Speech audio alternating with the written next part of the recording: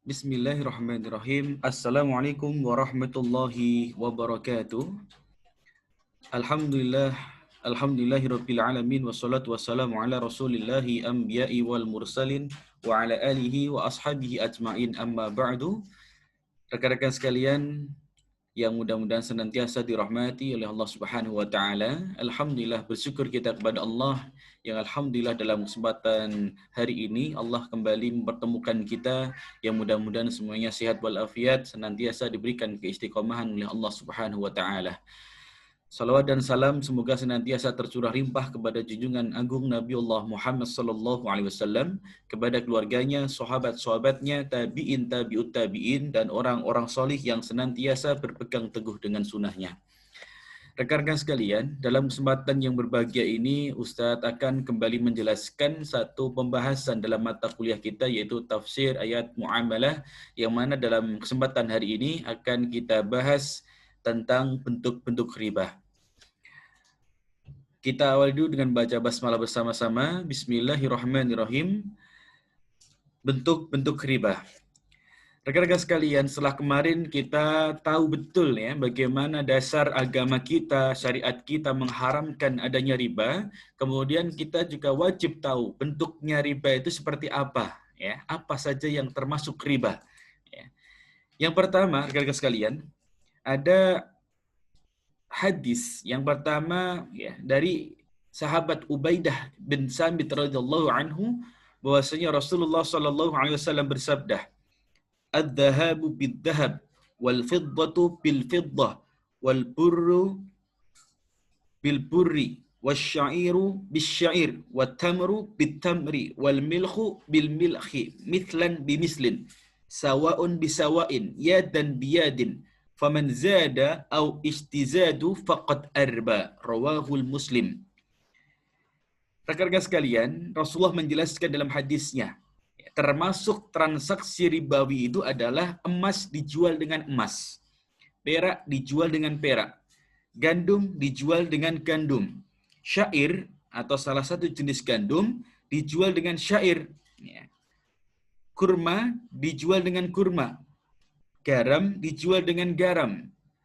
Takaran atau timbangannya harus sama dan kontan. Barang siapa yang menambah atau meminta tambahan, maka ia telah berbuat riba. Jadi, rekan-rekan sekalian, kalau kita perhatikan, sebetulnya di sini adalah al-bai' bil jinsiyah. Ya, jadi ternyata jual beli ya dengan satu jenis itu bisa mengandung riba, maka tidak boleh. Ya. Yang kedua, ada hadis dari sahabat Abu Sa'id Al-Khudri radhiyallahu anhu, bahwasanya Rasulullah sallallahu alaihi wasallam pernah bersabda, "La tabi'u dhahab bidh-dhahab illa mithlan bimislin, wa la tushfu ba'duha 'ala ba'din, wa la tabi'u al-waraqu bil waraqi illa mithlan bimithlin, wa la tushfu ba'duha 'ala ba'din, wa la tabi'u minha ghaiban binajazin." Rawahul Bukhari wa Muslim. Rasulullah bersabda, janganlah engkau jual emas ditukar dengan emas, melainkan sama dengan sama. Ya. Maka di sini barter boleh, ya. Tapi kalau jual beli, ya, emas dengan emas, takarannya berbeda, maka tidak boleh. Ya. Dan janganlah engkau lebihkan sebagiannya di atas sebagian yang lain. Janganlah engkau jual perak ditukar dengan perak, melainkan sama dengan sama. Ya. Dan janganlah engkau lebihkan sebagian di atasnya, di atas bagian yang lain, dan janganlah engkau jual sebagian yang diserahkan dengan kontan, ditukar dengan yang lainnya, yang tidak diserahkan dengan kontan. Ya. Ini memang masih umum semua bentuknya. Ya. Begitu juga yang ketiga ada riwayat dari Imam Ahmad, ya, yang termasuk yang dilarang oleh Rasulullah adalah emas dijual dengan emas, perak dijual dengan perak, gandum dijual dengan gandum, syair dijual dengan syair atau gandum itu ya, tepung gitu ya. Kemudian kurma dijual dengan kurma, garam dijual dengan garam. Harus sama dan kontan. Barang siapa menambah atau meminta tambahan, maka ia telah berbuat riba. Pemut dan yang memberikannya dalam hal ini sama, tidak boleh ya. Lantas berikutnya rekan-rekan sekalian, coba kita perdalam lagi bentuk-bentuk riba ya. Dalam syariat kita, ya, oleh para ulama kita dijelaskan ada beberapa jenis riba itu. Yang pertama, para ulama menjelaskan ada jenis ya, riba dain, ya, atau riba dalam utang piutang. Yang mana para ulama menjelaskan jenis ini, ya, riba dain ini ya, juga dikenal dengan riba jahiliyah. Karena begitu maraknya riba jenis ini di zaman jahiliyah. Adapun bentuk riba dain ini ada dua. Ya.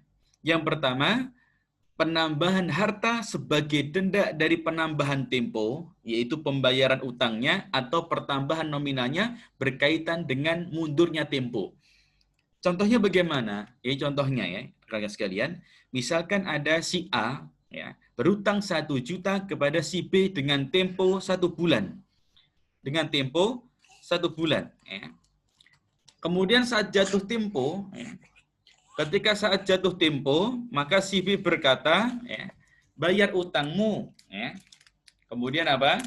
Si A menjawab, aku tidak punya uang. Ya, aku belum punya uang. Ya. Beri saya tempo 1 bulan lagi. Nah, maka ketika ditambah tempo pembayarannya, maka utang saya menjadi 1.100.000. Ya, 1.100.000. Demikian seterusnya.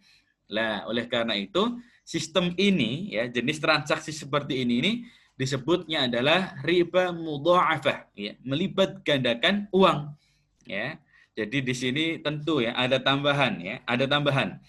Jadi yang seharusnya hutang itu ya sudah tidak boleh ada tambahan, tapi karena tadi ya ada tempo yang ditambah tadi, sehingga tadi ditambah. Nanti tambah lagi sebulan lagi, misalkan belum lunas, berarti jadi 1.200.000. 3 bulan berarti nanti tambah 1.300.000. Oh, enggak boleh. Haram yang seperti ini. Ya, enggak boleh seperti ini. Maka ini para ulama menjelaskan termasuk jenis riba mudha'afah. Ya. Kemudian yang berikutnya, ya jenisnya yang kedua adalah pinjaman dengan bunga yang sudah dipersyaratkan di awal akad. Ya.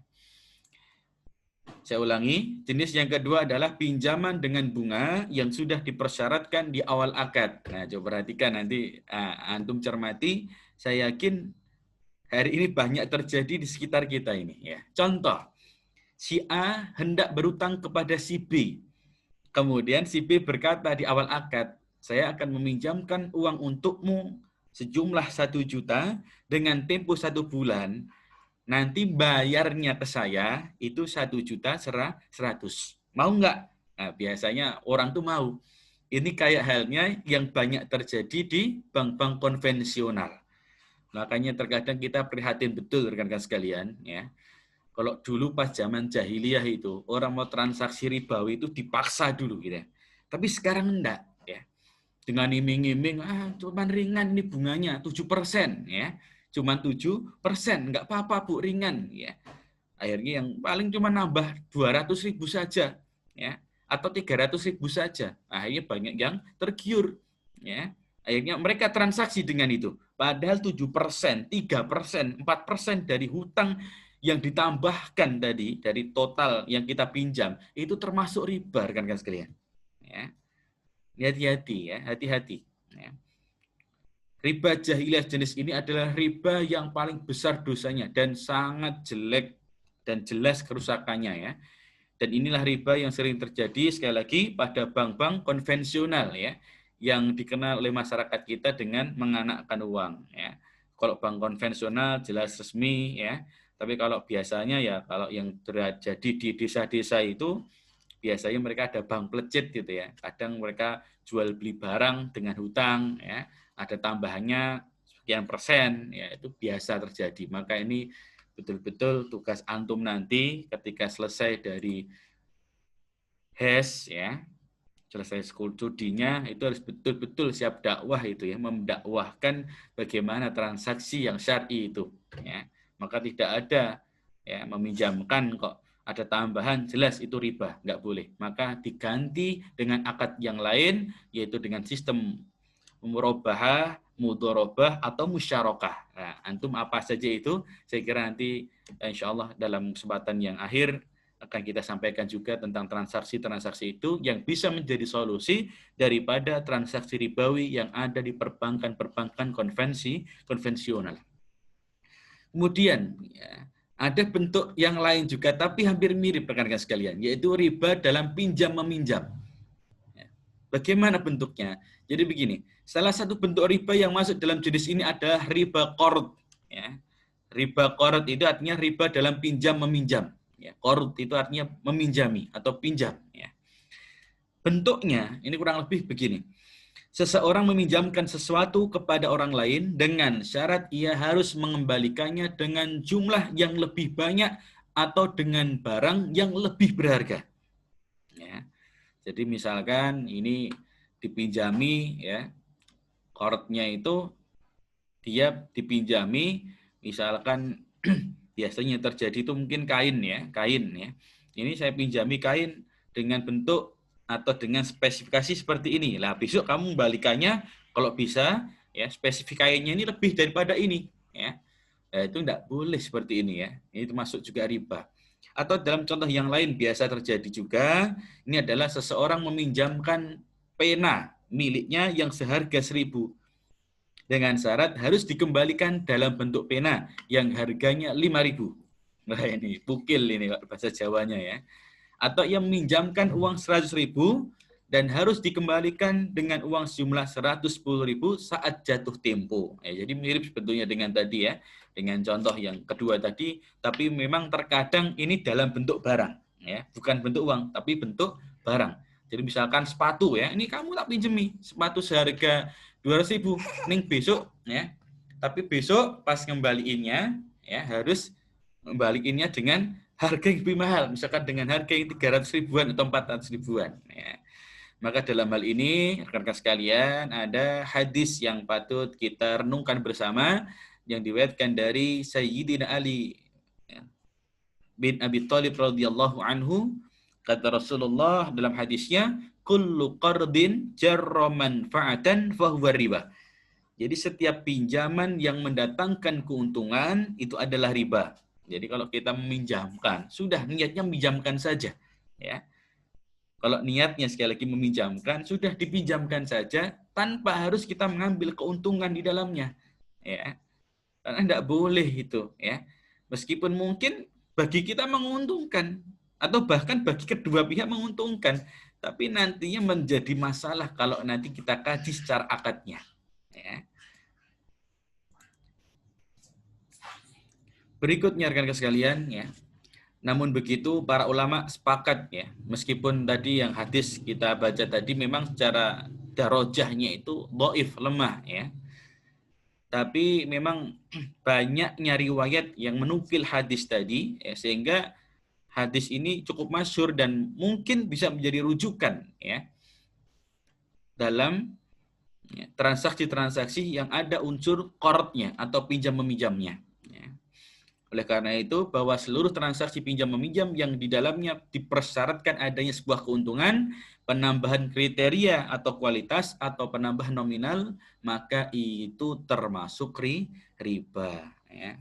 Tindakan tersebut termasuk riba jahiliyah yang telah dibahas pada pembahasan sebelumnya. Dan diharamkan tentunya baik dalam Al-Quran, As-Sunnah, maupun ijma' para ulama. Ya. Bahkan sekarang ya pinjaman tersebut malah berubah menjadi jual beli yang mencekik orang lain ya. Jadi koyo dini, bahasa Indonesianya apa ya? Seperti halnya memang kalau qard itu kayak nulungi gitu ya. Kayak nolong, tapi sebetulnya mencekik itu ya. Misalkan tadi ya, saya bilang meminjamkan sesuatu mungkin nominalnya cuma 10.000, tapi besok kamu balikan saya dengan barang yang berbeda dengan harga yang berbeda 20.000. Ini kan nolong tapi mencekik orang lain. Tidak boleh seperti ini. Maka Islam mengharamkan transaksi yang seperti ini. Jadi itu rekan-rekan sekalian, sebetulnya kalau kita bicara tentang contoh kasus ribawi itu banyak sekali ya, Atau sebagai contoh saja ini ya. Nah, ini beberapa kasus ya yang masuk dalam kaidah tadi pinjam-meminjam tadi. Ini yang pertama, misalkan ada kejadian seseorang berutang 10 juta kepada koperasi dengan bunga 0% dengan tempo setahun. Namun pihak koperasi mengatakan jika telah jatuh tempo tetapi utang belum terlunasi, maka setiap bulannya akan dikenakan denda 5%. Lah ini kan namanya dolim ini ya. Jadi memang betul ya, memang betul. Kalau jatuh tempo, ini permainan saja sebenarnya. Jadi kalau jatuh tempo selama setahun kok belum dilunasi ya, maka apa? Yang sudah berjalan bulan-bulan tadi, misalkan 12 bulan berjalan tadi, dikenakan denda 5% bunganya dari hutangnya. Tuh, ini kan Masya Allah, dolim sekali nih. Berarti kurang lebih nanti totalnya berapa? 5 kali 12, 60%. Ya. Jadi kalau misalkan yang seharusnya dia mengembalikan cuma 10 juta, ya, itu taruhlah kalau 50% saja kan sudah 5 juta. Berarti dia nanti ketika jatuh tempo kok belum melunasi hutangnya, maka dia mengembalikan hutang itu bukan 10 juta, tapi menjadi 15 juta. Ada tambahan 5 juta. Yang seperti ini pun juga termasuk riba, kan sekalian. Dan ini faktanya banyak terjadi di koperasi-koperasi konvensional maupun lembaga-lembaga keuangan konvensional. Naudzubillah. Antum nanti ketika lulus ya, mudah-mudahan bisa menemukan seperti ini dan antum benahi sistem seperti ini ya. Kemudian yang kedua, meminjami seseorang sejumlah uang tanpa bunga untuk modal usaha, tapi dengan syarat, perhatikan, tapi dengan syarat pihak yang meminjami akan mendapatkan persentase dari laba usahanya dan utang tetap harus dikembalikan secara utuh. Jadi di awal akad memang tidak ada bunganya, tapi apa? Nanti kalau ada untungnya, ya, maka apa? Si peminjam atau si pemberi pinjaman, ya, itu apa? Harus memberikan keuntungannya kepada dia. Dan utang yang diberikan utuh. Nah, ini kan curang namanya.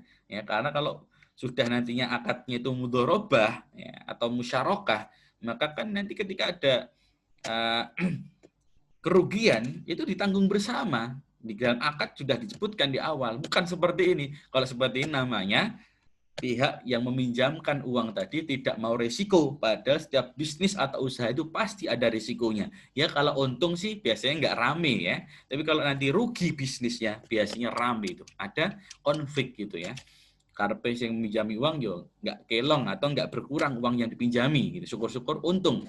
Tapi kalau nanti ada kerugian biasanya mulai ada keributan. Maka dalam Islam harus jelas akadnya di awal. Ini pinjaman murni atau pinjaman dalam bentuk usaha. Ya, kalau pinjaman dalam bentuk usaha nanti bisa pakai murabahah, mudharabah atau musyarakah. Ini harus jelas rekan-rekan sekalian. Yang ketiga, modus lain yang mirip adalah memberikan sejumlah uang kepada seorang untuk modal usaha dengan syarat setiap bulannya dia yang memberikan utang akan mendapat misalkan 1 juta. Ya, baik usahanya pengutang untung maupun rugi. Nah, maka sistem seperti ini banyak dijumpai di koperasi, BMT, bahkan bank-bank syariah. Mereka menyebutkannya dengan istilah mudharabah. Jadi memang sekali lagi ini tipis-tipis bedanya. Ya. Tapi insya Allah kalau memang akad yang dipakai itu mudharabah bagi hasil dan akad di awal jelas, ya, artinya berapa persen keuntungan yang dibagi dan bagaimana kalau seandainya terjadi kerugian, maka ini tidak ada masalah dalam hukum syar'inya ya. Tapi kalau nantinya kemudian menjadikan konflik, ini yang tidak dimaukan syar'i. Nah, ini ya gambaran mudharabah syar'i itu bagaimana? Contoh ini ya. Jadi seseorang memberikan sejumlah uang 10 juta untuk modal usaha dengan ketentuan pemodal akan mendapatkan 50%, 40% atau 30% sesuai dengan sepakatan dari laba hasil usaha. Nah, ini. Jadi memang biasanya di akad awal itu kalau mengakadnya mudharabah yang syar'i itu sudah ditetapkan antara pihak yang meminjamkan uang dan orang yang meminjam uang. Modal itu harus jelas berapa persen. Ini harus disepakati yang perlu dibuat tertulis gitu ya, bermaterai. Jadi ada kekuatan hukumnya ya. Nah, apabila usaha tersebut menghasilkan laba, dia juga akan mendapatkan keuntungannya. Akan tetapi jika ternyata usaha tersebut rugi, kerugian itu ditanggung bersama. Jadi loss and profit sharing. Jadi kalau dalam nantinya antum memasuki dunia perbankan, ya, maka ada istilah loss and profit sharing. Artinya apa? Jadi kalau pas untung, ya dibagi sama-sama. Lah nanti kalau pas ada kerugian pun juga harus ditanggung bersama. Tapi terkadang orang yang meminjamkan modal lu pengennya nggak rugi, nggak boleh. Dalam Islam nggak seperti ini karena bisnis itu pasti ya ada yang mengalami keuntungan, tapi juga ada yang mengalami kerugian. Ya ini jelas ya yang dicontohkan Rasulullah dalam berbisnis. Ya. Kemudian yang kedua ya, termasuk riba adalah riba fadl. Ya, yaitu definisinya para ulama menjelaskan adanya tafadul, yaitu selisih timbangan. Jadi pada dua perkara barang secara syariat diwajibkan adanya tamathul, kesamaan timbangannya atau ukurannya. Ataupun juga penjelasan Ibnu Qayyim, riba yang seperti ini disebut juga riba khofi atau samar ya. Sebab riba ini merupakan pintu menuju riba nasi'ah ya. Dalilnya adalah ada hadis dari Utsman bin Affan. La tabi'u dinara bidinaraini wala dirhama bidirhamaini. Janganlah kalian menjual satu dinar dengan dua dinar. Ya, tadi saya bilang ya di awal tadi sejenis itu tidak boleh. Meskipun mungkin nominalnya berbeda, nggak boleh. Ya. Dan janganlah pula menjual satu dirham dengan dua dirham, nggak boleh. Ya, nggak boleh. Ya. Misalkan ya, ini biasanya nih ya, contoh yang paling mudah, sekali lagi, contoh yang paling mudah, transaksi riba fadl ini terjadi ketika menjelang Hari Raya Idul Fitri. Ya, biasanya ada orang yang menjual uang. Pecahan 100 ribuan, jumlahnya 10, total 1 juta. Tapi kalau kita mau tukar, harusnya kan 1 juta saja. Ya, tapi ya biasanya 1 juta pecahan itu ditukar dengan 1.100.000 misalkan atau 50.000. Oh, ini nggak boleh. Maksudnya riba fadl itu ya, nggak boleh. Ya, itu nggak boleh itu. Ya. Kemudian yang ketiga itu ada riba nasi'ah. Ya. Kalau riba nasi'ah ini para ulama menyebutkan nasi'ah itu artinya mengakhirkan atau menangguhkan, yaitu riba nasi'ah adalah memberi tambahan pada suatu barang dari dua barang yang ditukar sebagai imbalan dari diakhirkannya pembayaran. Jadi ini nasi'ah ini artinya tumbuh ya. Yang misalkan contoh ya, contoh ini ya kalau dalam pembahasan kita menjual 50 sok gandum kepada orang lain dengan 100 sok syair atau gandum yang masih ada kulitnya dalam jangka waktu tertentu dengan menghitungkan tambahan sebagai imbalan dari panjangnya waktu pembayaran ya. Jadi misalkan begini, antum transaksi ya. Ada ini saya jual sama kamu ya atau bahkan mungkin bisa jadi sebagai modal sekian ya. Misalkan ini ada beras ya 50 karung ya. Nah, besok ya saya harus mengganti 52 karung. Ya, ini nggak apa-apa. Ya, jadi sebagai terima kasih saya ya, imbalan kalau dulu kamu udah minjem 50 karung. Nah, itu enggak boleh Mas kalian ya. Imbalan dari panjangnya waktu pembayaran itu enggak boleh ya. Atau jadi tambah temponya pembayaran maka ditambah nanti apa? Nominalnya atau yang dipinjamkan itu tidak boleh. Itu juga masuknya riba. Dan ini banyak sekali praktek-praktek ribawi itu di sekitar kita. Nah, untuk billahi min dzalik rekan sekalian, jadi mudah-mudahan ya kita dihindarkan oleh Allah dari bentuk-bentuk ribawi seperti ini ya. Terkadang memang masyarakat kita itu dengan iming-iming ya persentase cuma 3%, persentase cuma 5%, 7% ya. Maka banyak mereka yang berbondong-bondong transaksi dengan transaksi ribawi. Tapi memang tantangan kita ya, sok kadang orang-orang kita itu, masyarakat kita itu membandingkan ya. Memang kalau kita pakai akad yang syar'i itu memang kadang jatuhnya lebih mahal dibandingkan transaksi dengan perbankan konvensional. Misalkan contoh yang sering terjadi ini ya. Kita minjam bank konvensional, ya, misalkan kita mau beli motor baru, misalkan gitu, ya kita mau beli motor baru, ya dapat pinjaman dari bank konvensional itu 15 juta dan tambahan bunganya di awal itu di akad langsung mereka sebutkan 7% Pak, ya jadi sekitarnya mungkin ada tambahan 500.000, jadi besok setahun kembaliin ke bank itu 15.500.000 ya. Nah, terkadang memang kalau pakai akad yang ada di perbankan syariah, biasanya kan pakai murabahah ya. Pak, jadi akad murabahah itu minjamnya bukan lagi uang, tidak. Jadi sebetulnya, jadi kalau prosesnya, kita lihat prosesnya murabahah ini kan, misalkan kita ingin beli motor seharga 15 juta, ya, itu nanti motor itu dibeli dulu sama pihak bank syariahnya, ya. Jadi kemudian biasanya bank syariah mengambil keuntungan 10%, ya.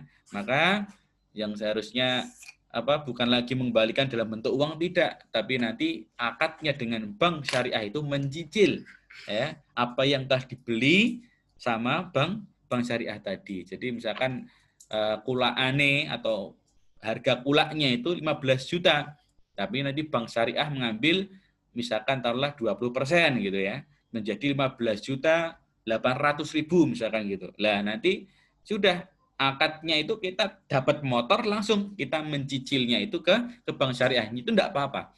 Ya, enggak apa-apa.